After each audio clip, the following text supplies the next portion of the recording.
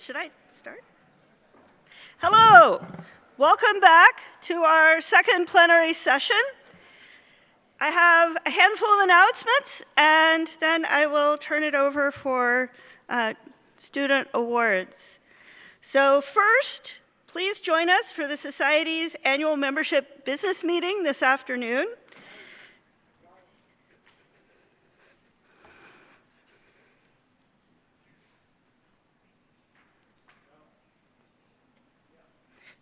Thank you.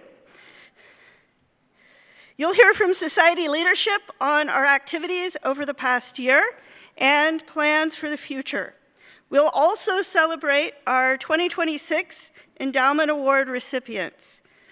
Most important, we'll discuss your questions and suggestions. If you can, please submit those in advance using this QR code, and that'll give us more time to really thoroughly address them. Today at lunch, you'll have an opportunity to learn anything and everything about SFS that you are afraid to ask at an Ask Me Anything brown bag with SFS Executive Director Andy Leidoff. Join Andy in room 203 between 12 and 1:30 p.m. If you've not yet purchased any conference swag, remember that shirts, tote bags, and hats are available. Your swag purchase supports our Student Resource Committee and all of their programs. Really looks like a great lineup this week. You never know which conference swag will become a cherished heirloom in the future and might sell for hundreds of dollars at a future SFS auction. This is also a reminder for me to get some swag. I'm going to get mine today, and I encourage you to do that as well. Last, a reminder of a really special event taking place tonight from 7 to 9 p.m. in the Conference Center Theater. Please join Freshwaters Illustrated and the Tribal Media Fellowship Program at Fort Lewis College for an evening of water storytelling through film and media.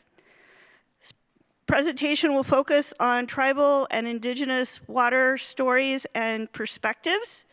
It will showcase films from Freshwaters Illustrated, as well as films and media projects by student creators from Fort Lewis College Tribal Water Media Program. You may have seen the clips during yesterday's plenary, but if not, you'll just have to wait for the full-length features tonight, and I am personally so excited about this event. And now I will turn it over to Tori Abert to present the Undergraduate Student Travel Award recipients. Tori?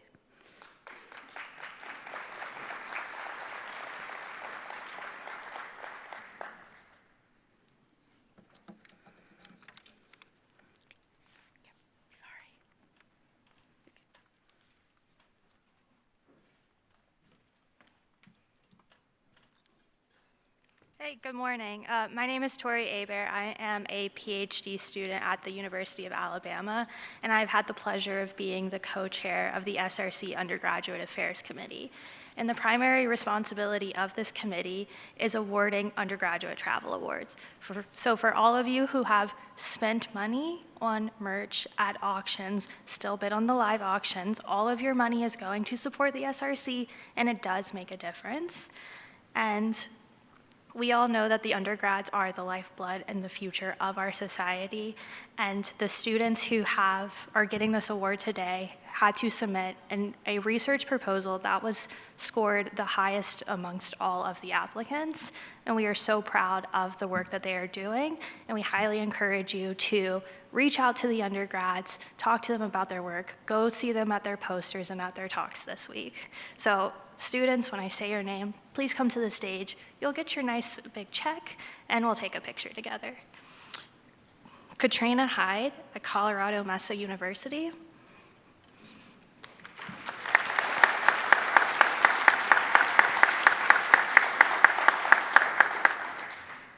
And some of them might not be here, and they will get their checks later on.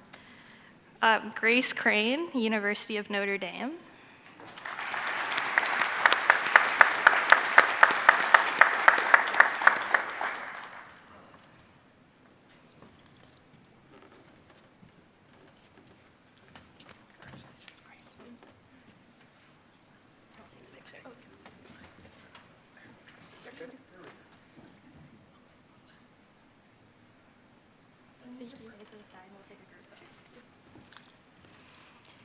Alex Shelton, North Carolina State University.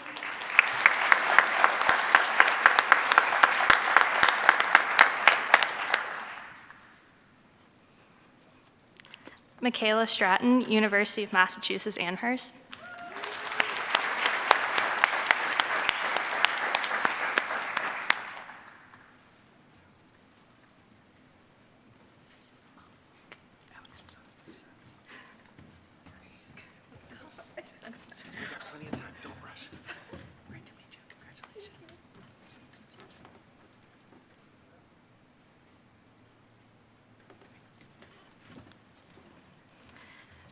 Milton Svedantix, University of Buffalo.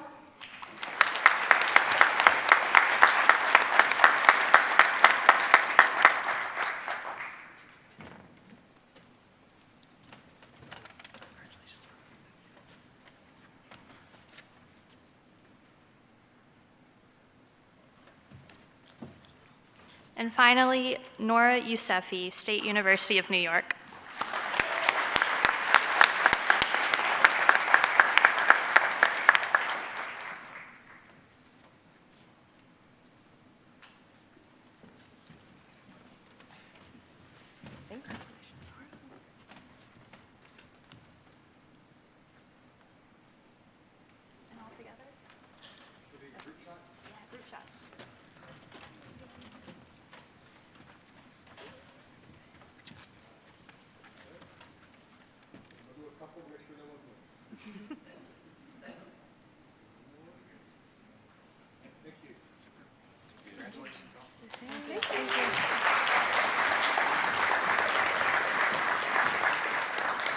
Thank you, everyone. And one last final call, silent auction through the end of the week.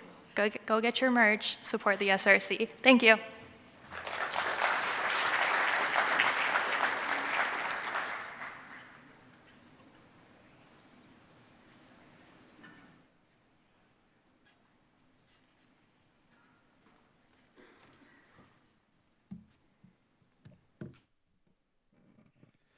Morning, everybody. My name is Matt Troy. I chair the Student Awards Selection Subcommittee for SFS. So I'm here to recognize the 8 presentation awardees from last year's meeting in San Juan. So I think a few of the students are in attendance. So if you are here, please come on up. We have a nice certificate for you. We'll snap a photo and have you on your way. Let's see. Okay, so these are the 8 awardees. So we have a slide for each of them that we'll run through. So starting out with Helen Oakes. I believe Helen is not here, but Helen won the award for Best Oral Presentation in Basic Research. Title of her talk was Phylosphere Fungi Might Get there first, but does that hinder river colonizers? So let's congratulate Helen.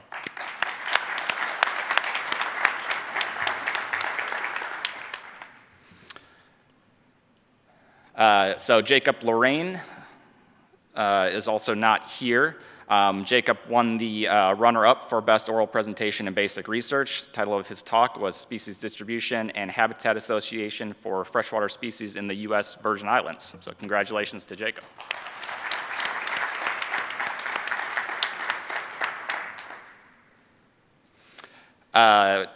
The next awardee was Naomi Heller. Naomi's also not here this week, but she won the award for Best Oral Presentation in Applied Research.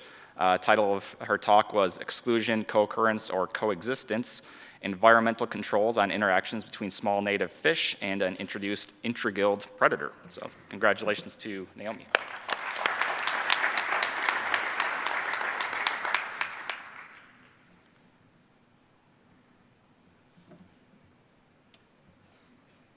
The next awardee was Maricela Alaniz. I think she might be here. Are you here? Hey, come on up.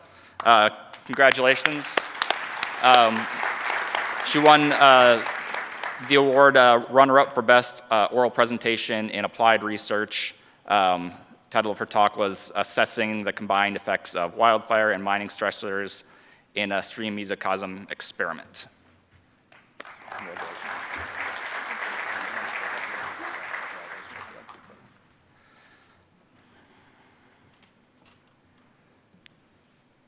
All right, next up we have Christopher Cousins.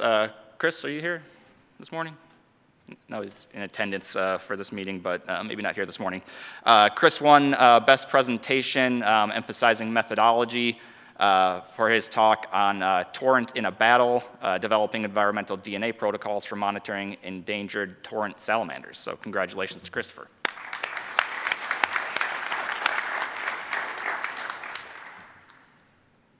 Next up, we have Kelly Mays, also not in attendance at this year's meeting. Kelly was the Best Poster Presentation awardee in Basic Research. Title of her talk was Pretty Fly for Chironomini, How Do Seasonal Changes in Midge Community Composition Transmission of microsporidians. So congratulations to Kelly.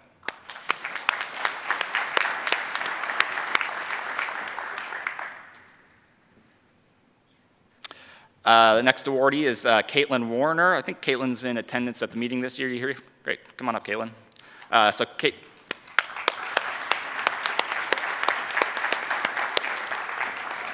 Caitlin was last year's awardee for Best Poster Presentation in Applied Research. Title of her poster was an investigation to help address challenges that arise when rivers and fish cross boundaries. So congratulations, Caitlin.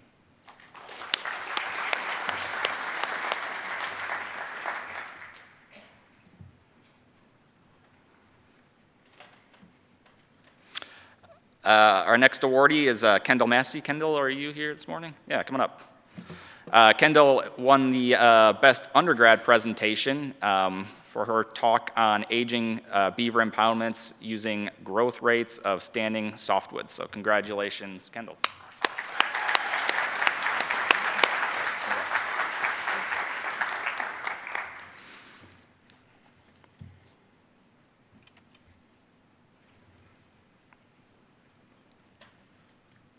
All right, and that is all 8 of our awardees. So once again, let's give them all a round of applause.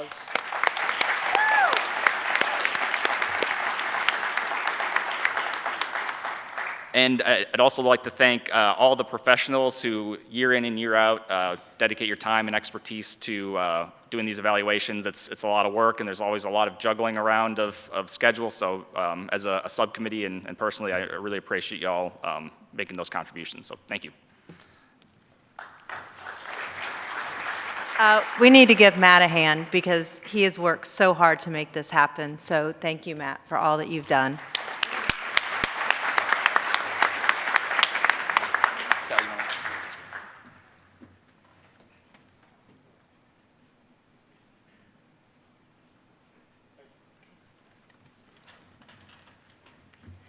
So congratulations all. Now up next are our plenary speakers, and Colton Baxter is here to introduce them. I just saw Cole. Here he is.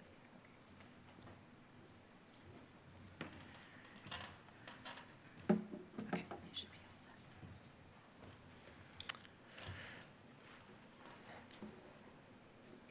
set. All right.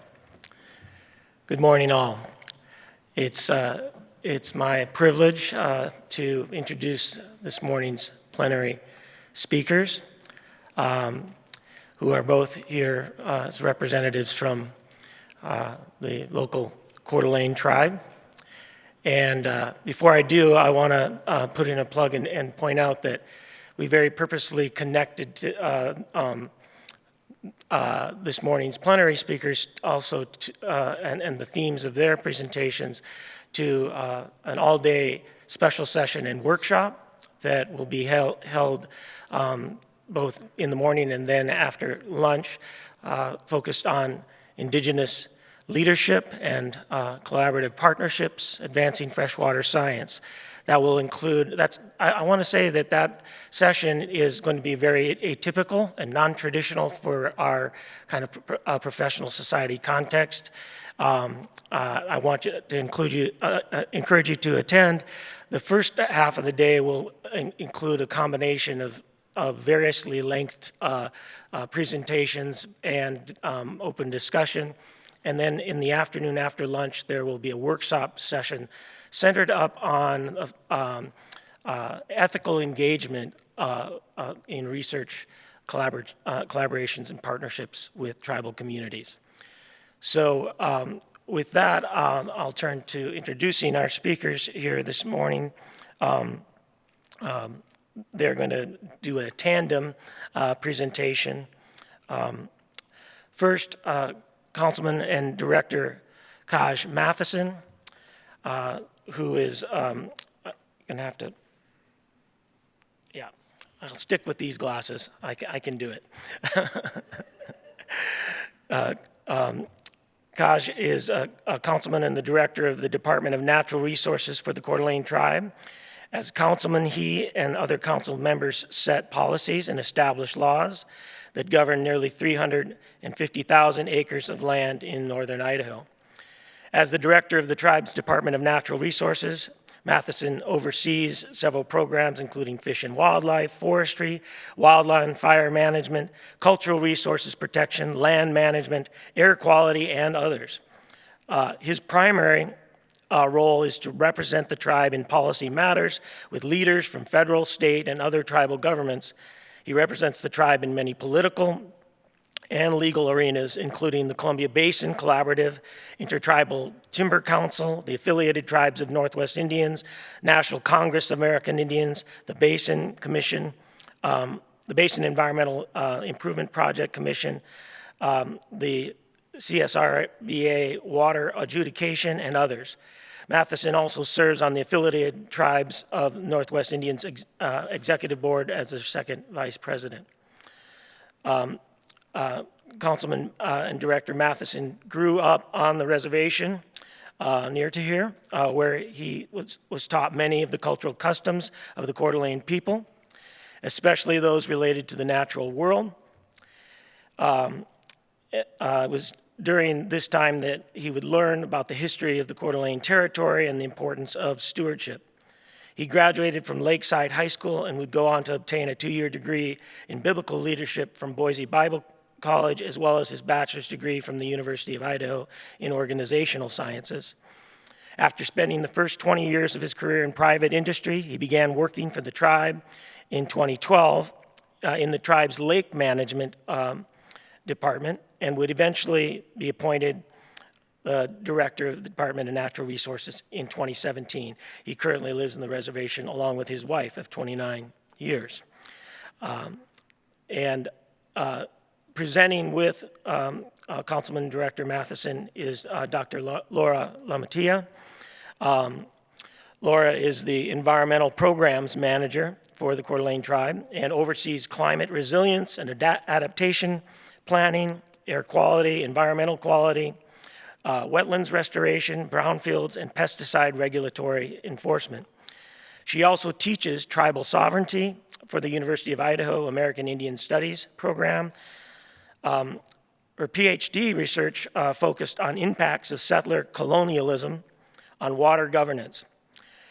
She has a master's in bioregional planning and a bachelor's of science in animal science. Laura has worked on the Coeur d'Alene Reservation since 2004, after working 8 years in Samoa and American Samoa in agricultural and community development. Please join me in welcoming, it's our privilege to have both Mr. Matheson and Dr. Lamatia here with us this morning. So I'll welcome first Kaj Matheson.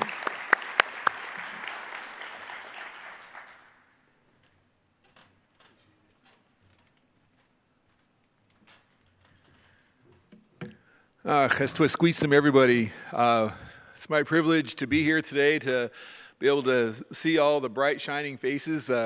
I know you get to these conferences, sometimes it's hard to wake up in the morning and be here, so I appreciate your guys' effort to get up and to be here and to hear me out. It was interesting thinking, I was listening to my bio being read, and there's a couple of things in there that are kind of outdated, including the fact that I'm now married 30 years, and I think I deserve some kind of a medal or something like that for that. And thank you. I'm just kidding. Don't tell my wife I said that. But also, too, I was thinking about there's a little blurb in there. It talks about kind of growing up and learning customs and traditions related to the natural world. And the reason why I put that in there is because I don't have a science degree. So when we start talking about water ecology or refugia or anything to do with any kind of science, my eyes start to gloss over a little bit, and you'll see that. I'll glaze over and I'll lose. I might even doze off a little bit. But I put it in there for that reason. But what's interesting, thinking about, especially with the Society for Freshwater Science, was a story that a memory popped in my mind just a second ago about that, growing up and learning about that. And in this particular event, we were preparing for one of the religions in Indian countries called the Native American Church. And they do some ceremonial practices that really span the length of an entire evening. They goes from dusk all the way till the following morning, where you're singing songs and you're praying and you're doing all kinds of things. And water is a real sacred part of that ceremony, and being able to get out and collect that water and make it available for that ceremonial use is really important. And there are a couple of springs on the reservation that we do that at. And going out there and collecting that water is an important process. And I remember as a kid one time being invited to go with my uncle, who was a real strong spiritual leader in our community and our reservation. Really, even across the United States, he did a lot of really important work with the Native American Church. And so he invited me out to help collect water and go through that process. And gosh, I was just a kid, and I just was like, yeah, I'll go out and have fun. So we went way up the mountain, found a specific spring that we always collect this water at, and started to collect it. Well, my mind dozed off. I had no idea what I was doing or the significance of what I was doing, so I just ran off and started being a kid. And one of the things we used to love to do was to pee into water. And so I saw the water coming down the mountain stream there, and I decided I'm going to do my business. And so I started peeing into the water, not realizing I was upstream of my uncle collecting this water. And so I was peeing and doing the thing. I don't know if he recognized the foam going downstream. I'm not sure what it was that he saw, but all I know is I remember getting yelled at right in the middle of midstream and doing my business right in there in that water where we were collecting that. Anyway, I was thinking about that blurb when we were saying, hey, I learned all these customs, and I did, but a lot of it was trial by fire and understanding the importance of all that stuff. So anyway, it's a tangent story. I am actually that's what I do really well. I tell stories. You can ask my kids. I can tell a story, whether it was something that was handed down by thousands of years of tradition or something I make up on the spot. I can definitely do that. But I'm going to do that. Hopefully, I find a way to help you guys maybe understand our presentation and focus in a lot of ways as a tribe, and a lot of our staff that will be here is going to be on Coeur d'Alene Lake. For those of you guys that are not familiar with the region, Coeur d'Alene Lake just sits across the border, obviously on the Idaho side, but it's a central location and central to the Coeur d'Alene heritage and culture and identity in so many different ways. And unfortunately, it's also been really the victim of a lot of really bad mining practices over the years. And so it sits now currently as one of the largest Superfund sites in the entire nation, and what many people refer to as the largest mine waste repository in the entire world, sitting in Coeur d'Alene Lake. And it's really presented an important thing for us because of its importance to us and our identity. our desire to want to make sure we protect it has been paramount for the Coeur d'Alene tribe, to the degree that if you talk to any of the federal agency folks that have to deal with us, they don't like to deal with us. They don't like to hear from us. They would just hope, that we'd go away and do our thing. But we recognize that there wasn't anybody to step up, to stand up, to speak for, and to protect our Coeur d'Alene Lake that's been so precious to our people for thousands of years. It was important for us to be able to do that, to take that leadership role, to push federal and state agencies to do their jobs, to make sure that they protect that lake moving forward. And you'll see a story about that unfold today, especially from the people that are scientists that do understand that stuff. And it's an increasingly difficult battle for us to fight. Even though we were able to make a lot of good headway, we still have a lot of struggles moving forward. But I'm going to start off by actually telling you guys a coyote story. Indigenous cultures and indigenous people all across the world they're richly steeped in storytelling. A lot of them have oral traditions that really focus on the time before people even. And that's true of the Coeur d'Alene people too. We have a lot of stories that depict the world and depict values and traditions and things like that that really span thousands of years and also represent a time before and maybe imagined even before people have arrived. And it's an interesting thing when you think about the stories and what they mean. But in this particular story, because we're talking about Coeur d'Alene Lake, I'm going to talk about the story of the Coeur d'Alene story of how the Coeur d'Alene Lake turned blue.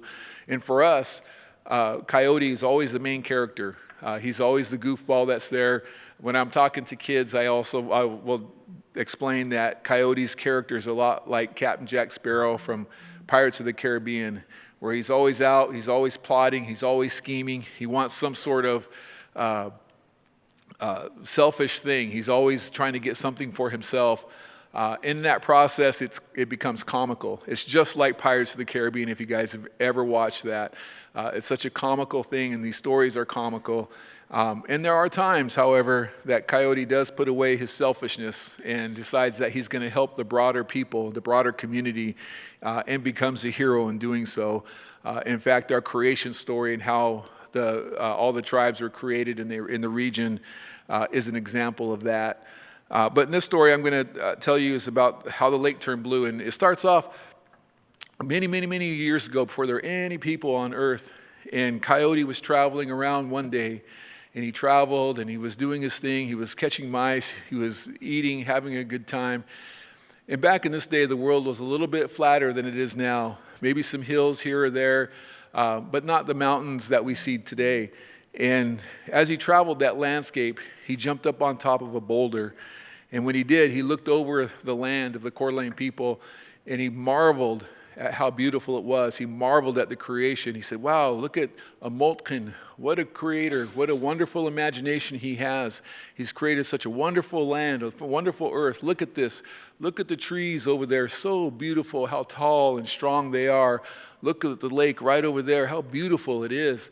It's so beautiful, so pristine. And he marveled at the creation, the birds of the air, the animals that were walking around on the earth. And he thought to himself how great it is. And as he did, he ran his paw across the boulder that he was sitting on. And as he did, he thought about the boulder itself. And he said, wow, think about even this boulder, how smooth it is. Wow, what a wonderful boulder. I wish I had a boulder like this right at my den. And so he sat there for a while, continuing to ponder the wonders of the creation of this land. And as he did, he thought to himself, well, it's probably about time for me to head out. I better get going. And before he did, he decided to do his business, and he pooped right there on the rock. And after he got done doing his business, he jumped off and he started walking away. And after a while, he could hear a rumbling in the distance. And he thought to himself, what is that rumbling? What could that possibly be? And he kind of looked down at his stomach and he thought, maybe I'm hungry? He said, no, I'm not hungry. I just got done eating. And so he continued on his way, and he walked and he walked, and he could hear the thunder again, the low growl coming, and he said, what the heck is that? And he kind of looked up into the sky, and we said, well, maybe it's about ready to rain. But when he looked up there, there was no clouds. And he said, no, it can't be that. I wonder what the heck that is. And so he kept going, and pretty soon he could hear the rumbling again. And this time it was getting louder and louder. And as it got closer and louder, he could tell it was coming from behind him. And he looked behind him, and when he did, he saw the boulder. And the boulder was running after him, rolling after him. And the boulder was angry. And he said, Coyote, you pooped in my eye. And Coyote got scared, frightened for his life, and he took off running as fast as he possibly could. And as he ran as fast as he could. And I got a couple of important, you guys are scientists, and I've been around. I can listen and learn a little bit to some of you guys. You guys are super smart, speak over my head in a lot of cases, but sometimes I listen. And then so I'm going to share a couple of important biological facts with you guys. The first biological fact is that coyotes run faster than rocks. And so Coyote was able to outrun the rock. And he ran and he ran and he ran. He was able to keep his distance. But the second and important biological fact is also that coyotes get tired when rocks don't get tired. And so Coyote, as he got tired and started to slow down, pretty soon the boulder started to catch up to him and get closer and closer and closer. And just right before he got the Coyote to squish him, Coyote changed directions and went a different way. And when he did, the boulder went through all these huckleberry bushes and other berries and bushes. And when he did, he changed direction and he pushed up the earth and pushed all those bushes way high into the mountains. And he created this gigantic mountain when he did that. But then he changed directions and went after Coyote again. And again, he got closer and closer and closer. Coyote was still tired. And when he got right up on Coyote again, Coyote changed directions. And again, the boulder turned and pushed up the earth and created another gigantic mountain. And all those berry bushes that were right there got way up there on the top. And that's why today all of our huckleberry bushes are way up on the mountains, is because of that. Anyway, the boulder continued to chase Coyote. And every time it got close to Coyote, Coyote would change directions and the boulder would do that. And again, he would create another mountain and push the berry bushes way up on top of the mountains. And that's why today, especially over there, we have a lot of mountains and valleys, is because Coyote, the boulder chased Coyote around all day that day, creating all these mountains and all these valleys. And it's also why our berry bushes are so high. Well, Coyote finally got tired of it, and he thought to himself, how am I going to get rid of this boulder? I can't outrun it. I'm getting tired. I want to stop. I want to rest. And so he thought to himself, and he said, oh, I know. Over by the lake, there's a ledge. I'll run over there, and I'll get the boulder to chase me, and I'll jump off the ledge, and I'll grab a hold, and the boulder will go over the edge of over the ledge and then fall into the lake. That's how I'll get rid of it. And so he took off toward the lake as fast as he could, egging on the boulder, talking about how beautiful and nice it was that he pooped in the boulder's eye. And oh my gosh, the boulder was so angry, and he rolled after Coyote as fast as he could. And they both ran as fast as they could toward the lake. And they went and they went and they went, and the boulder got closer and closer and closer. And just before the boulder got to crush Coyote, Coyote got to the ledge. He jumped over, he grabbed a hold of it, and the boulder went careening into the lake. Whoosh. And when he did, all the juices from the berry bushes all came off of the boulder, and that's how Coeur d'Alene Lake turned blue. The end.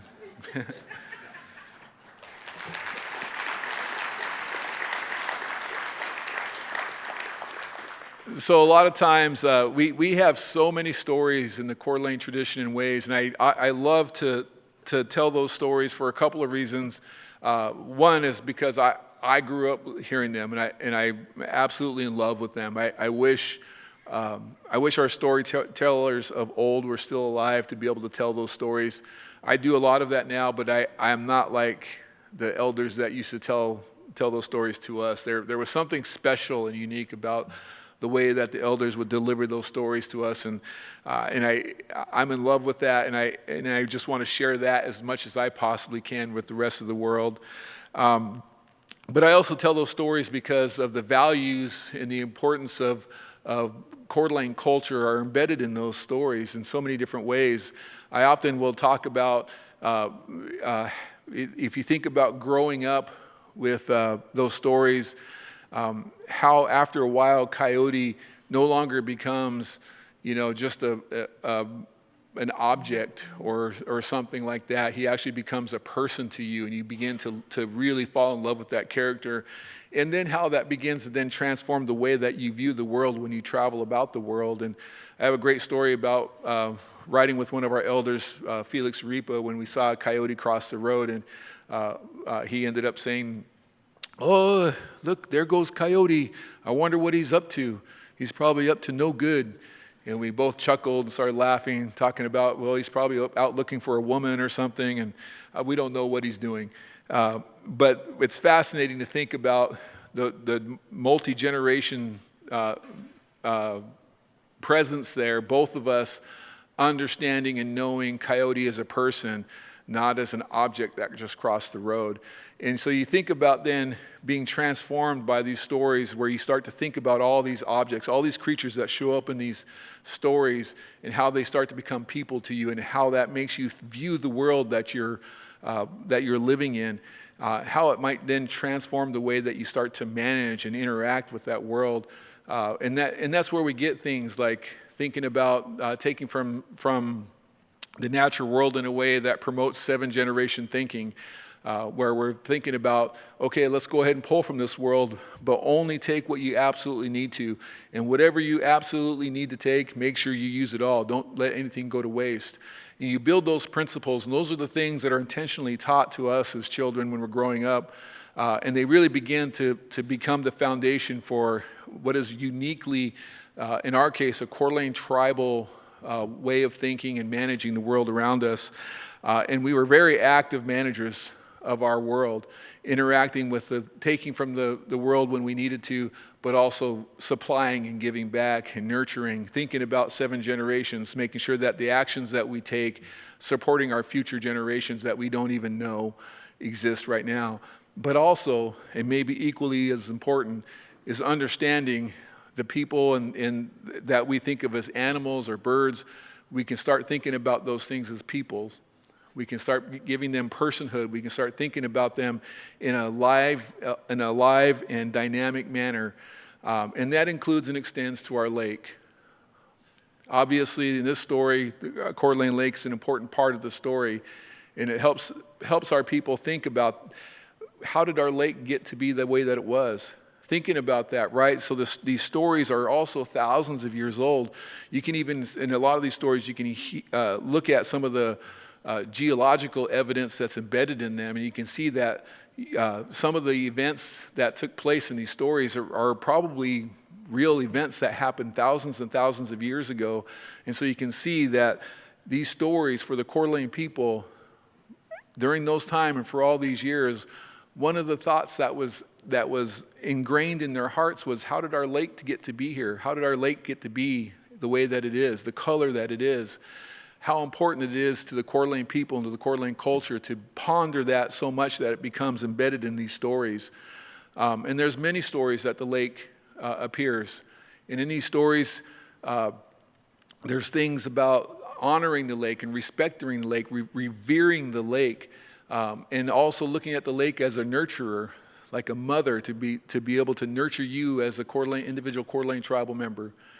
And those are important things that are embedded in these stories, and it gives us a unique position in the world, again, that's been reinforced by thousands of years of storytelling, of relationships that existed between our elders as they would tell stories to our kids, to those of us that were kids growing up, hearing those over and over and over.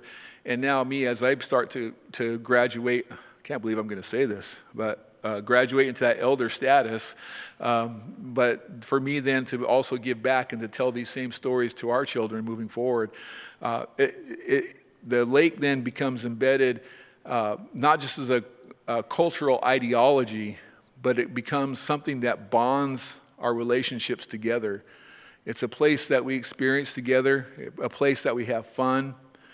Oftentimes when we would hear from our elders talk about maybe digging water potatoes down at the lake, or being down at the lake doing this or doing that, they would talk about their experience as a kid, and almost always across the board, they would say, boy, I don't really remember because I would just be playing with my cousins. I'd be playing with my brothers and sisters, and they would talk about their absolutely wonderful memories involving the lake or the resources provided by the lake, whether they're fish or whatever, and it would absolutely be involved with their family and their bonding of their family moments with each other. And so you think then about how important that lake has been to the Coeur d'Alene people in that way, in that manner for thousands of years.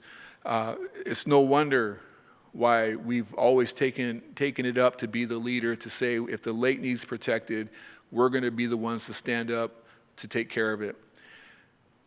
We've been active managers of our landscape for thousands of years, since time immemorial.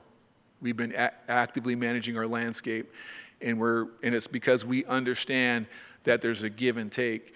And what we recognize in our day and age now, a lot of that give and take involves us being able to be up here to speak to folks like you, some of the smartest scientists and people that we have, to be able to say, this is what the Coeur d'Alene Lake means to us, to the Coeur d'Alene people. This is why we're speaking out. We love it. It's a part of our identity. It's a part of our heritage. Help us protect it. Do what you guys do best. Do your science and help us figure out how best to protect it. And I think that's important. You guys have all become scientists in your fields for a reason. And for the Coeur d'Alene people, I think we recognize that as an important reason.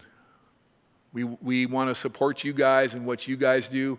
We want to give you guys the tools, the resources, and the voice to be able to make a difference in the world, so that not just the Coeur d'Alene people can continue to make those stories and build those stories, but that everybody can. This is a shared community at this point. This is a shared land at this point. And we want to make sure that we're all enjoying it, not just for us, not just for the 7 generations of the Coeur d'Alene people, but the 7 generations of all people. And to that, I commend you guys. Like I said, when we get into science, my eyes glaze over, but you guys somehow can handle it. You guys have the brain capacity to figure that out and stick to it, and I commend you guys for that. You guys are significant people in our world. You may not always feel that way, especially for people like me when we get up and we do speeches or whatever. Sometimes you guys might not feel as respected for what you do, but I hope you know that there are some of us that absolutely deeply respect what you guys do, and thank you for what you guys do. And so with that, I just want to talk a little bit more about the lake. I think Laura coming in, she's going to give a little bit of history about the lake as well. But what I want to say ultimately is that back in the late 1800s, and it's unfortunate, I gave you guys kind of a history that expands to time immemorial. Oftentimes you get onto signs alongside the road, they'll say history starts in the late 1800s when somebody discovered gold or silver or something like that. And unfortunately, it ignores all that rich meaning and heritage that we acknowledge as the Coeur d'Alene tribe. But it is an important thing. And so in the late 1800s, they did discover gold, they did discover silver, and they did begin to build these mines. And of course, the mining practices were not what they should have been. Maybe some could argue they were the best that they had at the time. Sure, what I do know is it hurt our landscape. It hurt our natural resources, it hurt our lake, and it continues to hurt our lake moving forward. And so for the Coeur d'Alene tribe and the Coeur d'Alene people, our goal is to figure out a way to prevent that hurt from continuing, to protect our lake for all future generations, to make that difference so that we all can have a better life moving forward. And with that, I'm going to end my talk and invite Laura up here to speak, and she's going to go over through a lot of the details. But again, thank you guys for what you do. Thank you for your ears and your hearts right now today, this morning. And I will be around shortly for questions if anybody has any questions too. Liam Limch.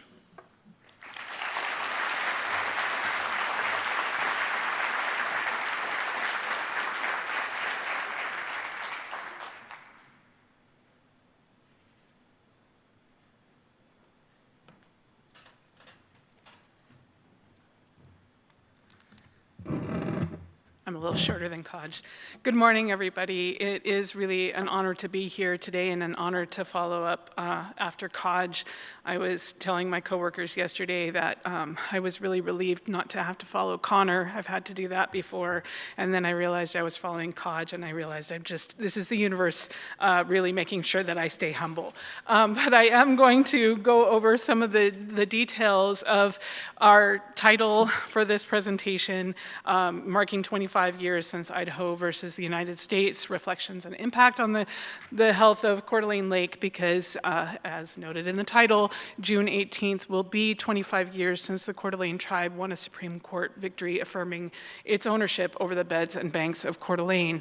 And there's a lot of backstory that has to be understood, and then hopefully we'll talk about how that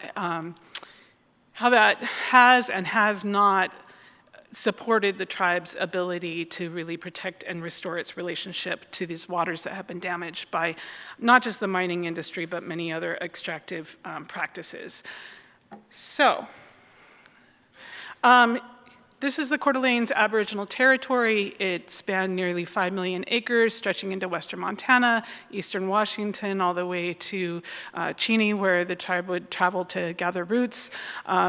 All over this landscape were resources that were important to the Coeur d'Alene tribe, but always the people returned to Tchekele, the lake. I have had one elder compare it to a heart with the rivers and streams that flow in and out of it to its blood vessels, and just always bring everybody back to that heart. It wasn't shared with other tribes, although the perimeter of the territory may have been shared with other tribes. Coeur d'Alene Lake was always the home of the Coeur d'Alene people.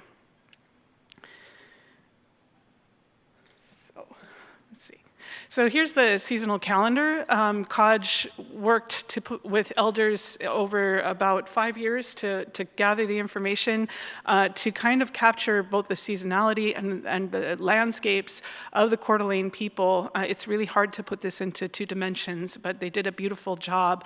And our role at the Natural Resources Department is to do what we can to restore and protect what remains of that calendar that has been so damaged by colonial extractive practices. This is the first western map of the lake drawn by Father de Smet. It is pretty accurate when you know where the different waterways are. You can see that in blue you have the Coeur d'Alene River and St. Joe River flowing into the southern end of the lake, and the Spokane River flowing out. This is the river we have just outside here. What I love about this map is the little canoers in the middle. We had an elder, Felix Aripa, who would often talk about the lake as the superhighway of the Coeur d'Alene tribe, and the tribe had more than 38 different kind of watercraft that were described by Western anthropologists that were suited to different needs, to different waterways. They were uniquely connected to the waters. And most importantly, I think about this map is it really talks about where the different families resided around the lake. Again, talking about that the lake wasn't just a source of sustenance, but a connector of the Coeur d'Alene people, as Kaj just described. The fish of that lake were incredibly important to the tribe, described by Father de Smet in 1858 as, this swarming, the rivers and the streams were swarming with the trout that could be gathered by the tribe. And the tribe is a salmon people, and fished right here at the falls and at Kettle Falls as well, but cutthroat in the lake system provided a year-round source of fish. And our own historic work has shown that annually, pre-settlement, the tribe probably caught about 42,000 trout out of the lake and its rivers on an annual basis. And if you look at the dietary history of the tribe, pre-settlement, the tribal members would have eaten about 1 kilo per person per day of trout and salmon, something that is unimaginable today. And in fact, most Coeur d'Alene tribal members haven't had the opportunity to taste a cutthroat because it has been so reduced in numbers that the tribe has had to put a moratorium on fishing as it works to restore habitat. So the extractive influx of settlers began really in the early 1800s with the fur trade. And this is something that we're actually doing research to try to better understand right now, is to really try to quantify beaver on the landscape and understand how their near extirpation would have changed the entire hydrology of the system. That's not a story that's told very well yet, but we know that it impacted things even before the construction of railroads and the arrival of farmers and miners. But if you want to follow kind of as linear a timeline as we can do, the construction of the railroads is what saw the influx of settlers to begin seeking their fortunes. As gold was discovered in north central Idaho, we saw a huge influx of people into the area. With the discovery of silver in 1883, you saw almost an overnight change to the landscape, where you had probably 500 white settlers in the area in 1883. Almost overnight, it grew to 5,000 in the Silver Valley, which, if you've had a chance to drive through there, is full of these very narrow canyons of tributaries to the Coeur d'Alene River that today are nearly ghost towns, but each canyon had thousands of people that were living in that area, building their outhouses right over the creek and dumping their waste into the river and cutting holes into the mountains to seek their fortunes, and then cutting the trees as well. There's some great photos from the Museum North Idaho that show the hillsides from this time that are just nearly denuded. And when I first saw some of these pictures, I thought they were the 1910 fires, but they predated that by 15 years because the denuding was so near complete that a botanist who had traveled to the area in the 1870s came back 20 years later and described the Coeur d'Alene Mountains as nearly unrecognizable, with over 50% of the forest cover gone in just such a short period of time. At the same time, on the prairies of Coeur d'Alene landscape, you saw a large influx of settlers taking farming up and destroying the camas lands. That same botanist surveyed the wet meadows of the southern Coeur d'Alene landscape and said that over 50% of the biomass in wet meadows was camas. And today, Coeur d'Alene tribal members have to travel all the way to Cheney to harvest camas because there is no real camas available for digging on anything but private lands. So that is, again, an ongoing extractive practice.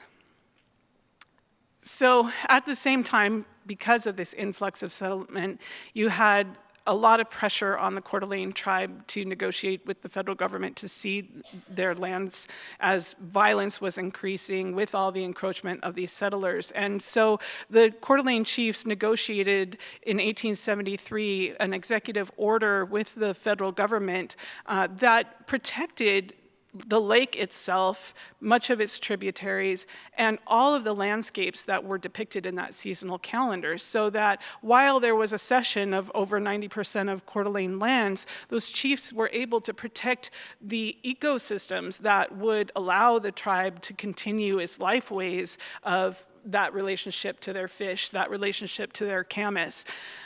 However, you'll note the dates there. This predated the discovery of silver, and with that influx of new settlers, you had a lot more pressure to cede that northern territory there. And so those same chiefs recognized this. They required that the U.S. make good on its initial promises because the government had never actually paid them for the cession of 1873. They paid them for that. They ceded an additional about 200,000 acres, leaving pretty close to what are today's boundaries of about 345,000 acres. But one important thing to note in this map is there's no line across the lake. The lead chief, Andrew Seltice, when he went through these negotiations, was very careful about demanding a price per acre on this session, on this 1891 session, and he did not cede the acreage of the lake itself. The Coeur d'Alene tribe never ceded this, and that becomes really, really important 100 years later in the lake case. So this is just a map from EPA of the extent of the mining that occurred in the Silver Valley along I-90 corridor there. Every one of those green dots is an adit. EPA mapped hundreds of these and then narrowed down to the really damaging ones. The site itself was CERCLA listed in the 1980s and really focused in that green square, the area known as the box, where children had the highest lead levels in the country. And some kids had over 10 micrograms per deciliter of lead in their blood, which is just, you can't imagine the neurological damage that was occurring for kids with those kind of lead levels. So they focused in on there and then gradually moved out with their cleanup actions. The picture just above that green box is the Cataldo dredge. What was happening with the mining practices of the time was that they were dumping so much mining waste into the creeks that they were flooding constantly. And so the mining companies got together and they put a pipe together basically to dump all of their mining waste. This is in the 1930s, right across from the Cataldo Mission, which is the first colonial structure, I guess, built in North Idaho by the Coeur d'Alene tribe for the mission there. So really desecrating a sacred area there. The site, or the picture on the right, is of Canyon Creek, and that is now probably the most damaged area within the entire site in terms of the damage to aquatic life. EPA is doing a lot of cleanup there right now, but you can see the amount of homes that were built in these narrow canyons. That canyon had 2 railways and a hotel right over the top of the creek, and so the damage that was done in that late 19th century period is what EPA is just now trying to address. And then in the bottom left, you have a picture of a lead plume that is in 2008, because there's still 10 to 15 million tons of contaminated sediment in the Coeur d'Alene River that pulses into Coeur d'Alene Lake each year with spring floods. One of the most extractive practices imposed on Indian country altogether was the Allotment Act. And if you're not familiar with this, in 1887, the government, in its wisdom, decided that they need to speed up the so-called civilization of tribal members by making them farmers. The irony for the Coeur d'Alene tribe is that they already were successful farmers, farming tracts of 1,000 to 1,500 acres of wheat, and hay, even as they were still practicing their traditional life ways.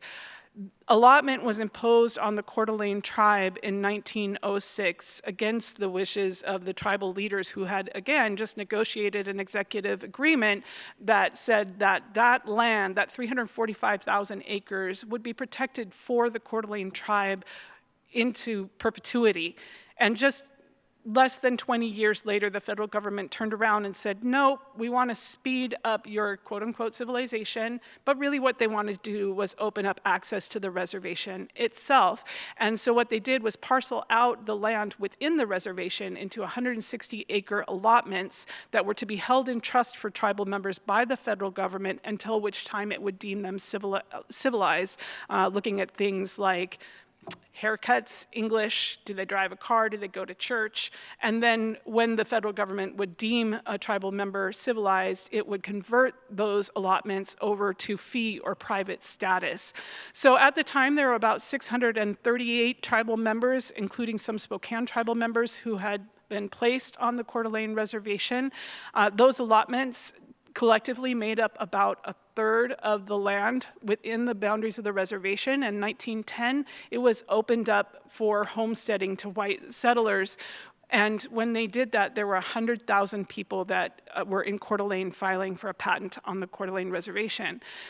The map on the right shows the pattern of the allotments on the reservation. This is a little bit dated because, and this is one of the few pieces of happy news that I have for you today, the tribe recently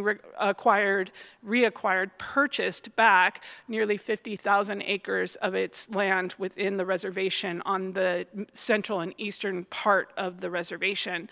But when the Allotment Act took place, there was an intent to break the tribal relationship to the lake and also to those forested lands as well. And so those forest lands quickly went into the possession of industrial timber interests.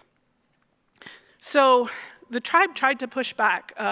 Chief Peter Moctelmy, the chief in the early 1900s, tried to organize protests against allotment, but was told that if he continued to protest, he would be banished forever from his reservation. And there are also a lot of judicial decisions at the Supreme and circuit court level that have hampered tribal ability in general to be able to push back at these federal decisions that are violations of treaties and executive orders. One of the most important such decisions is Lone Wolf v. Hitchcock, a case that is still actively cited by states, including the state of Idaho, which talks about the tribe as being at the whim of the federal government. And it effectively says that the tribe cannot go to the Supreme Court when there's a violation of a treaty or an executive order, but that if they have an issue, they have to go to Congress and ask Congress to pass a law to undo anything that has been done. So if you're ever wondering, why don't tribes sue for these treaty violations, it's because of this single case, Lone Wolf v. Hitchcock. Another really important case that pertains to contemporary land management is Montana versus US, where the Crow tribe was trying to assert jurisdiction over the Bighorn River, which bisects its reservation.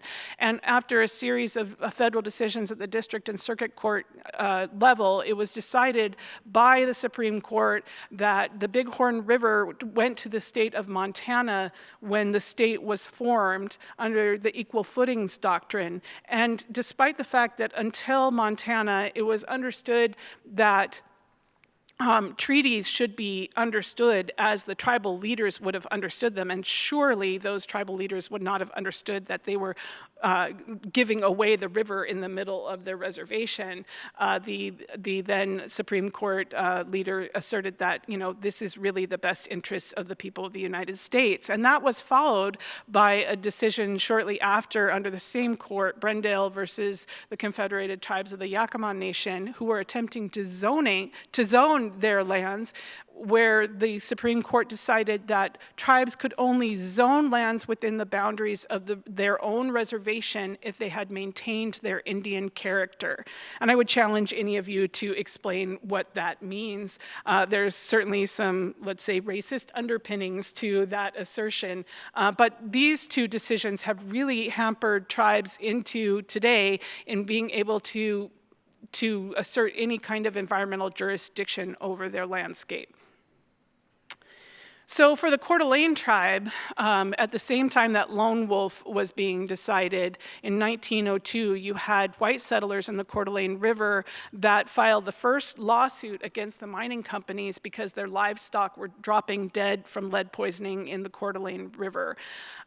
So at the same time, the tribe was busy fighting allotment, and so they were not directly involved in these lawsuits at the time. They were really struggling for their very survival, really. And in 1906, Washington Water Power, now Avista, raised the Post Falls Dam and inundated over 6,000 acres of wetlands on the southern end of the lake and many miles of the St. Joe River and Coeur d'Alene River. And they paid the white farmers in the area, after being sued by those farmers, well over $30 an acre for damages. And of course, the Coeur d'Alene tribe received nothing. At the same time that allotment was happening, the state of Idaho purchased 6,000 acres on the southern end within reservation boundaries of land, the land that wasn't inundated, for $1.25 an acre from the federal government, who then put it into the U.S. General Treasury, with the tribe receiving nothing. Again, if you look at land rates at that time, land was going for $25 to $35 an acre, so the tribe was, in theory, compensated at about 5% of market value, although that compensation, again, was kept by the federal government. So this was an incredibly difficult time for the tribe. Then you have World War I, and then you have World War II, and the tribe continued to experience a loss of land. That conversion of trust land to fee land that accompanied so-called civilization was sped up by something called the Burke Amendment, and the tribe continued to lose land as, unbeknownst to a tribal allotment owner, their land would be converted to private land status and then would owe property taxes. And so farmers would come in and purchase these tribal lands for back taxes. By the 1930s, the tribe had only about 45,000 acres of ownership in the boundaries of the reservation and leased much of that out. So effectively, they only controlled about 6% of their land. In 1947, after World War II, there was a lot of effort to reorganize tribes under the system that we now refer to as federally recognized tribes, and the Coeur d'Alene tribe reorganized with a new constitution that is how its elected government is formed today. And they spent the first few decades of this new era reorganizing. There was some financial compensation. There was also about 12,000 acres that were given back to the tribe. But they were really in this renewal phase. And in the early 1970s, the Spokane tribe alerted the Coeur d'Alene tribe to the fact that the FERC relicensing process was going through the whole rigmarole for the entire complex. And so the tribe entered as a party in that relicensing, and Washington Water Power fought the tribe, claiming that they didn't actually have standing, that they didn't own the lake, that state of Idaho owned the lake, and so they had no right to be in that case. That case went back and forth for about 17 years with an administrative law process before finally an administrative law judge said to the Coeur d'Alene tribe, if you own the lake, you're going to have to prove that in federal court. So in 1991, the Coeur d'Alene tribe did just that. They filed a federal case against the state of Idaho for ownership of the entirety of Coeur d'Alene Lake.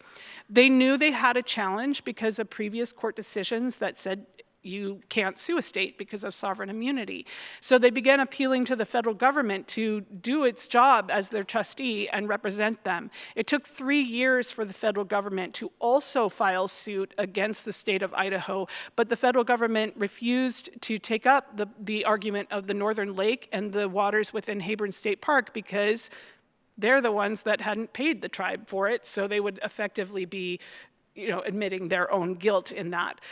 The 1991 court case went all the way to the Supreme Court, where it was, in fact, decided that sovereign immunity prevented the tribe from taking its case forward, but there was some Easter eggs in the court decision that helped the tribe format its argument for the round where the federal government was representing it. That case was decided at district court in 1997 when Judge Lodge affirmed the tribe's ownership over these waters, and the tribe, that was a glorious day already. We mark it in 2001, but it really happened in 1997 in that district court decision, which was then upheld all the way to the Supreme Court. And that's when the tribe immediately began expanding its natural resources department, hiring scientists, preparing to have the infrastructure that would be needed to manage tribal waters.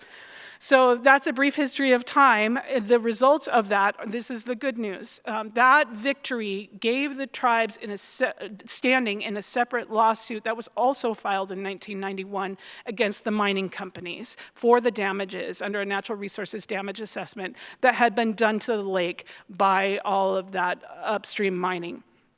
And after the decision came out, the mining companies came to the table and began settling over the next decade. It also gave the tribe standing in the next round of FERC relicensing, and in 2008, the tribe prevailed in a trespass suit against Avista for impounding water on its lands without permission for all of that time since 1906. So all of those settlement dollars enabled the tribe to expand its lake management department, to continue the science and to understand what it would take to protect and restore Coeur d'Alene Lake. However, in 2002, the EPA had issued a record of decision that carved the lake out from Superfund remedy. So it's confusing to the public around here because the lake itself is part of the Superfund site, but it's not part of the remedy. Instead, they deferred a remedy saying that the lake should be managed under a voluntary lake management plan with the state of Idaho. And in 2009, a lake management plan was completed, a voluntary plan that relied on other jurisdictions and community to do what they could to protect Coeur d'Alene Lake.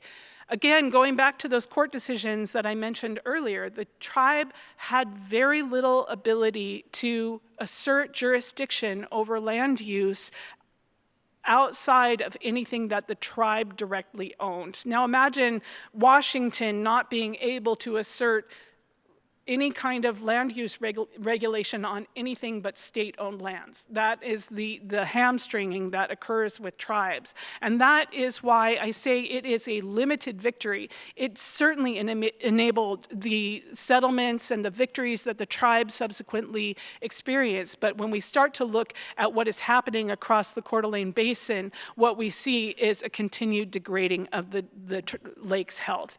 So we have a lot of land pressure. This is from Global Forest Watch, and all the land in pink is area that has lost forest cover since 2001, essentially. On the reservation, about 38% of land use, or forest cover has been lost, all on those industrial timberlands.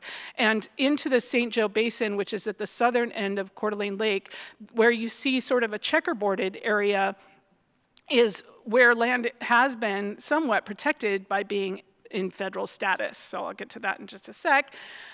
We, of course, are grappling with climate change. So Idaho temperatures have already gone up about 2 degrees Fahrenheit and could go anywhere from 5 to 10 degrees Fahrenheit by the end of the century. We're seeing an increase in freeze-free days. As everybody has heard about already this week, we're experiencing a severe snow drought. The latest NOAA updates came out within the last few days that basically said we have no historical record of a snow drought like the one we are experiencing right now. So when we start to look at our data from the lake that the tribe has been collecting for 30 years now, what we see is that the lake temperatures are getting warmer earlier, and they are getting warmer in general. Those warmer colors on the graph are, the recent years. But more disturbing, and what was a real gut punch to me last week is, by the way, I should confess, I'm more of a social scientist, so I just have the good fortune of working with some really bright limnologists. Don't tell them that I said that about them, they're sitting right there. But they provided me with this data for the last 15 years. And when I looked at this last week and realized how quickly the lake is accelerating its warming, it was truly jaw-dropping. And Benoit Lake and Chatcolet Lake are inundated by the dam. They would have been summer meadows, but now they have water in them basically year-round. The lower St. Joe River is also inundated by the dam, and what you can see is that we have warming of 3.5 to 5 degrees Celsius in the upper waters of the southern lake and the lower St. Joe River. Far bleaker than anything I could have imagined. So, of course, these warming temperatures, I don't have to explain it to this room, but this is contributing to increased stratification, longer stratification, and that really contributes to the risk that we have been trying to protect the lake itself and the public from, which is the risk of remobilization of all those metals that are at the bottom of the lake into the water column. And we already are seeing, particularly at one of our sites in sort of the south central lake, that remobilization of metals does occur. The other thing that we are seeing that unfortunately the greater public does not see, because it's occurring in southern waters, it's occurring near that state park, it's occurring in the more rural part of the lake, is increase in HABs. And so on the left you have the picture from 2020, which was a very hot, dry year, and then you have 2024. One of our limnologists, Ben Schofield, said this is the largest bloom that he's ever seen on these waters, and Dale Chess, our other limnologist, noted, make sure you guys know this is not filtered in any way. Like, we didn't do anything to make this picture brighter. This is how green those southern waters were during a time when this lake is heavily used by kayakers and boaters and fishermen. So imagine the impact on the tribe's relationship, because this is also the one part of the lake that doesn't have metals at the bottom. So I'm going to turn to social science. As Colden mentioned, I did my own dissertation on looking at the court cases of the 1990s, the 1970s to the 1990s, and understanding how doctrine of discovery and 15th century law continues to shape the legal environment for the Coeur d'Alene tribe. And the thing is that, why does this matter to a bunch of scientists? Because we fight public perception all the time, right? We're not always great at telling our story, but we need to look at the stories that are being told and figure out how we can start to deconstruct them. So when the tribe first put out its intent to file against the state of Idaho, there was very little support. There was a lot of settler colonialism. There was a lot of the narrative that the tribe gaining lake ownership would threaten the environment of the lake, that the tribe didn't have the resources to protect the lake, that it wouldn't take as good care of it, and the chamber and many other business owners really fought this. There were cartoons in the Spokesman Review here in Spokane that depicted the tribe as stuck in the 19th century, somehow standing in the way of the progress of the Coeur d'Alene Resort's golf course, and just sort of mocking, really, the tribe's presence in the lake. And you could see these, the type of the depiction, arrows and teepees and things like this that are important for us to go back and look at to understand what the tribe was fighting in the early 1990s. But the leadership of the Coeur d'Alene tribe was not frightened. It's really moving to go back and read. Henry Saigon was the vice chair at the time, and he pulled no punches. He said, we're ready to go to war to protect this lake. We have no interest, and if people would work on cleaning up the lake, then maybe we wouldn't need to go to court. But that is our interest, is in protecting the lake. I went a little bit further back to look at some of the correspondence between the federal representatives of the Bureau of Indian Affairs and how they represented the tribe to the federal government, where they did say, the tribe doesn't need a lot of money. $1.25 an acre is more than fair compensation for them for these losses, to try and think about how the tribe had been cheated up to this point.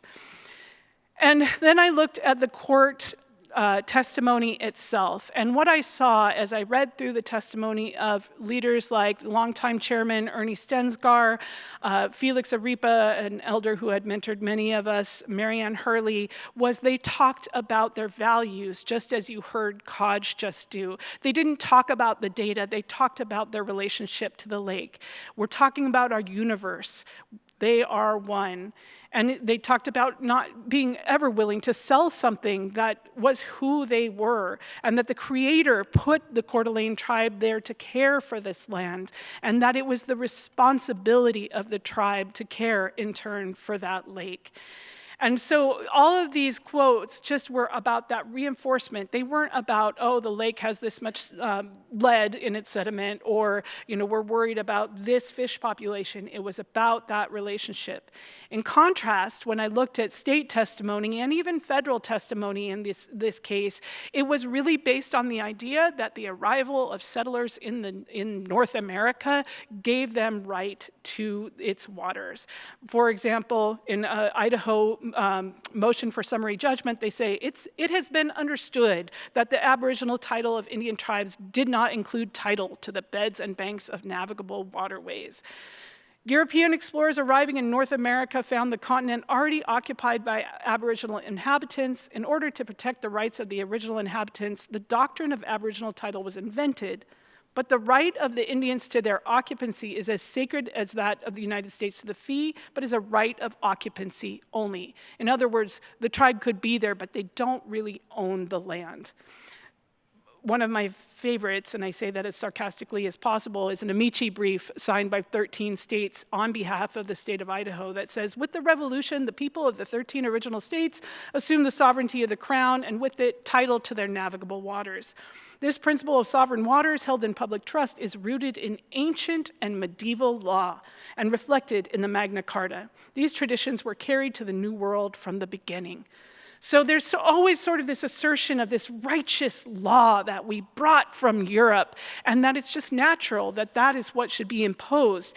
There's never really a recognition that the Coeur d'Alene tribe had its own law, and that that law was based on its relationship to Coeur d'Alene Lake. So we see this as an ongoing structure. It is not something that only happened during these court cases. It goes on and on and on. So In 2001, in response to the court decision, we had the formation of the North Idaho Citizens Alliance, which took up every legal opportunity they had to oppose the tribe on any kind of land jurisdictional issue. Pam Secord was the chair of that, and then the chair of the North Idaho Water Rights Alliance, and said, today we're surrounded by water, but tribes are gaining control and jurisdiction over the waters of the West to the abject disadvantage of landowners whose families have lived and worked the lands for generations.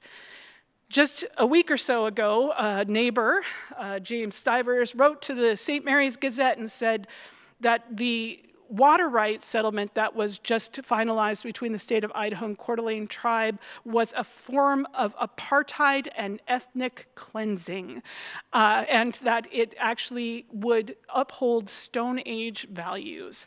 So you see a lot of that language being reified over and over in public discourse.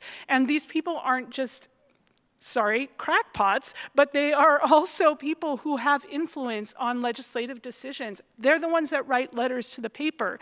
The people that are friends of the tribe that recognize the inequities in this system don't tend to write quite so much. And I think a lot of people go, well, don't engage. But when we don't engage, then this is what remains in print. So we see this starting to take impact in federal law. We see references that were developed, as EPA was developing an environmental justice policy and acknowledging that part of its work with tribes as a trustee to tribes was to invert these systems, has now been wiped out from much of their documentation.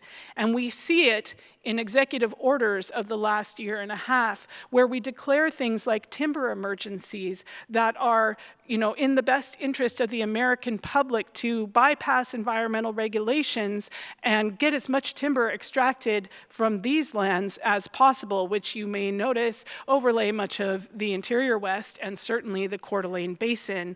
And I would point again to the deforestation that occurred within reservation boundaries. So that is all that land in yellow is the land that the tribe recently reacquired, but that it reacquired those lands only after 80% of the forest cover had been removed. So they were handed back to the tribe in a degraded state, but the good news is that we get to now work on restoring those lands.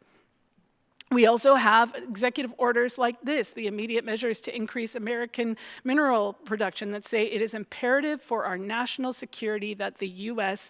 take immediate action to facilitate domestic mineral production to the maximum possible extent. So our job in natural resources over the last 18 months has been trying to prepare to deal with the onslaught of permits, where permits are required, from this timber emergency and this critical mineral emergency. As we know that as our environmental laws are hampered, diminished, that the toll that will be taken on Coeur d'Alene Lake is really what we need to be responding to. And so we all in this room have a role. I think that was described really eloquently yesterday. I want to hit it again. We have an important moral responsibility to be advocates of the systems that we work to protect. We need to start normalizing different types of law. We need to start using vocabulary like ecocide. The Coeur d'Alene River, for over 50 years, did not support any aquatic life for about 50 miles. No benthic invertebrates, no trout. That's ecocide. The swans that continue to migrate through there that are poisoned by lead are victims of that ecocide. Those are words that capture the public, and we need to normalize using them. We need to talk about what Kodge talked about the rights of Coeur d'Alene Lake, the rights of those cutthroat trout to exist, not for our benefit, but for the benefit of their own existence. And as we normalize that conversation, that is what will inform changes in law and policy. Laws are just a reflection of our social mores. And if we can take up this vocabulary and be unafraid to speak, to tell story with our data, we can make a difference. So this is my scientific call to action. it's really important for any of you working in historic or current tribal lands that you acknowledge the stories that led up to this moment. They're not just about the emergency of now, but in many cases, they're centuries of dispossession that have dispossessed tribes from their ability to relate to trout and salmon, that have dispossessed their ability to pray with water, to tell stories that talk about the relationships of the animals to water and the rock monster and all that comes with that, and interrogate how the systems that are used to describe environmental policy impact our own research. We work around things like TMDLs that talk about how much we can pollute waters rather than how much we can protect waters. So interrogate those in your work. Talk about the story that preceded your research and why it matters, not just to tribes, but to all of us. And explore research methods. We're going to spend the rest of the day talking about the 6 R's in one of our breakouts, and that will be a great opportunity to look at methods that can honor Indigenous knowledges, respect Indigenous protocols, and elevate these needs. And again, normalize different legal frameworks. The law we have today is not permanent. We were learning that in an ugly way. But my hopeful note is this, as I've been reflecting over the last few days of how we have hope in this moment, is that the Clean Water Act is what made the difference between a river that once ran milky gray with lead and one that today sees fish swimming again in its waters. We need to go further, and we need to do this as scientists and advocates. It benefits all of us. I end with this slide of our research partnerships that have developed over the last 5 years. This probably isn't even comprehensive, but when we lay the groundwork, when we lay the foundation and say, if you're going to work with the Coeur d'Alene tribe, you're going to work and understand this dispossession, you're going to understand the desire of the tribe to restore its seasonal calendar is first and foremost the objective of any projects that we work on. And it has been fruitful. So we are now involved in 5 different NSF grants, a NASA grant, a NOAA grant, grants from nonprofits, grants with University of Washington. The list goes on, and it is often overwhelming, but it has expanded our capacity as well as the capacity of the universities that we work with to do more equitable research. And I would leave you with this quote. I heard it on the radio on the way here today from good old Edward Abbey that said that sentiment without action is the ruin of the soul. Thank you.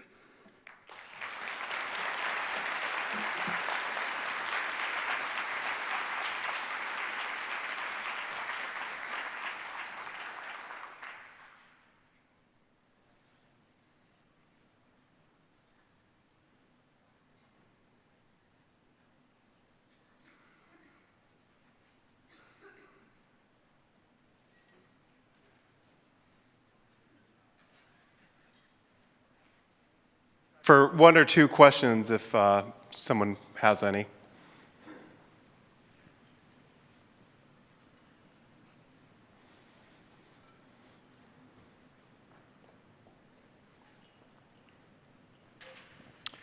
I would like to know what we can do as a society to support the Coeur d'Alene tribe.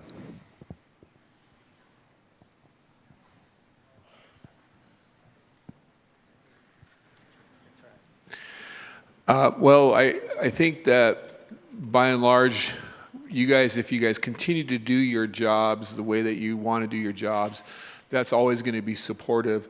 Obviously, we have a greater battle that when we find the context of our battle for Coeur d'Alene Lake, it fits within the narrative of what's happening nationally, regionally, other things. And I think that what we want to be able to do is we want to build a standard where science is accepted for what it is, and not hidden, not fought against. I think that if you guys are doing great science work in the general field and you guys keep doing it well, you're going to help us fight that battle because that's the same battle that we're kind of fighting also in our area as well. I'm going to actually refer any specific things that can be done for Coeur d'Alene Lake Basin to our scientists here to answer that, because they're the ones kind of looking at the science puzzle here. So I don't know if Dale or anybody, if you have a good answer for that. Is this on? We're good? Okay. Well, thanks, Kaj. I think in the case of the Coeur d'Alene system, one of the things I notice is people who visit the area, they see Coeur d'Alene Lake, they see the mountains. They may not be used to this beautiful country, because it really is beautiful. There's a lot of scars on it, but public perception is that there's really nothing wrong with the system. And the bigger issue is that most of the real damage to the system is concealed, and it's on the bottom of the lake. The bigger issues that we need to understand is how climate change is going to change the template of the lake, the actual physics, and then the productivity of the system as the system actually becomes cleaner from a metal standpoint. So as this system becomes cleaner, still contaminated, but cleaner, with lower zinc, for instance, the system's going to respond, and it's going to become more productive. That's a negative feedback loop. That feedback loop of higher productivity, more decomposition in the hypolimnia of the lake, which will reduce the oxygen in the system and will liberate dissolved metals. And we've already shown that happens. It even happens, of course, without anoxia. It can happen with hypoxia and low pH, which we already see in the southern half of the system. So anything that can help us with that geochemistry component of it, which usually is well known, but the drivers that might drive the actual physics in the system would be really important. Specifically, help us model Coeur d'Alene Lake, because that's what we really need to understand, and it's a very difficult system, very complex system to model, but we could definitely use that.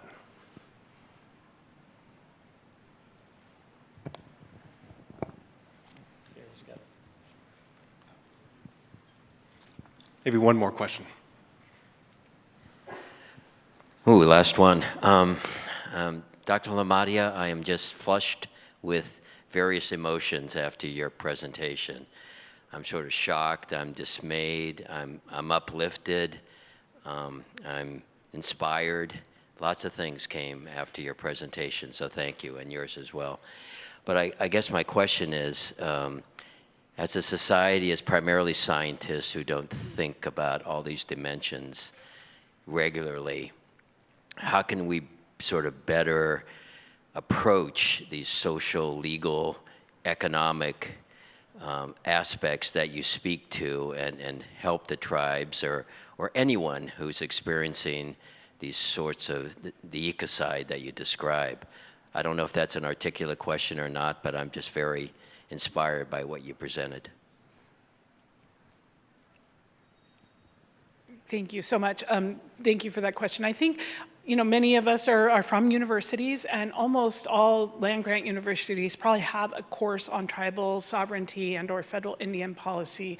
If they have one, audit it, or ask that someone from your American Indian Studies program do a workshop. One thing that we've done in Idaho is, Kaj and I had the opportunity to go around and work with the different research universities and do a one-day training in tribal sovereignty where we go into depth on the court cases that affect all of Indian country and some of this history.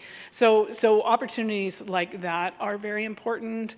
I think that giving primacy to the tribes, letting them tell the story first, finding out what the story is also critical. And we saw Connor Georgie yesterday, how beautifully he tells that story. I think creating spaces like that, like you have done here, is already a major step in that direction.